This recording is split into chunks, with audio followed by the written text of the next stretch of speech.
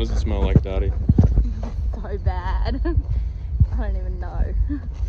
Gross.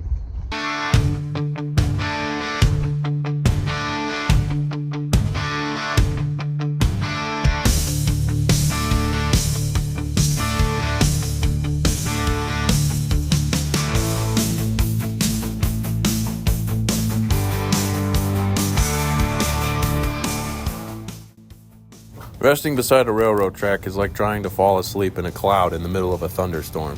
So we pulled our canoes out of the culvert and got out of there before we had to listen to another train pass.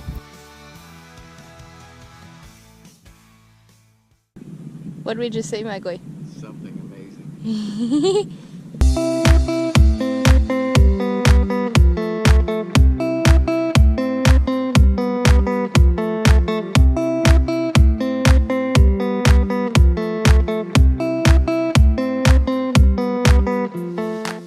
This was one of the most impressive wildlife encounters I've ever had. American white pelicans have claimed this tiny island of land which has been reduced to a small button during the flooding. They're all crowded onto one little strip of beach. There were old birds coming to the end of their life right beside baby pelicans and nests and eggs getting ready to hatch. It was incredible, the whole cycle of a pelican's life right there on one tiny piece of sand. I watched the birds for a long while, then got back to paddling. By now, we're just 527 miles from Cairo, Illinois. It's decent progress. Our daily average hovers around 30 miles, and with swift current and a little bit of turbulence, it's really not too bad.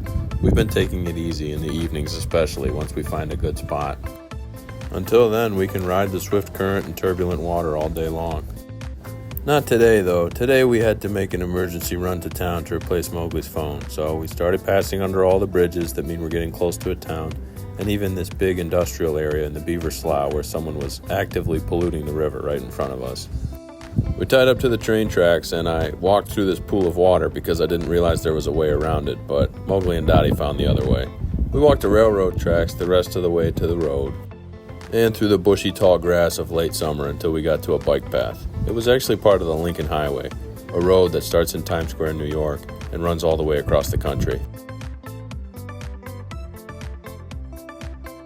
Mowgli got his new phone, and we chewed on sandwiches while he set it up. Not long after, we were back on the bridge over the tracks, watching and waiting for the railroad detective to leave so that we could hike back to our canoes. It was back through the brush, over a natural gas pipeline, hiking through an industrial area, and then through the sludge back to our canoes where we had tied up before. The rotten smell in that area was impressively bad.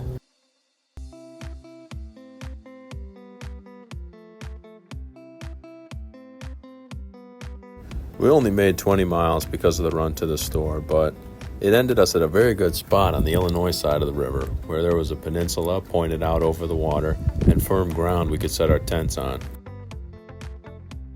River travel is slow. It doesn't seem like we're going anywhere, and then we're in a new place all of a sudden.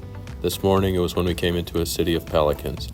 And just beyond that, we were in a city of people with railroads, smokestacks, traffic, noise, everything. If our day was turbulent, our evening was peaceful, watching the massive red sun drop behind farmland and leave us in the dark. The river is slow, but the miles go fast. We'll get there, but not anytime soon.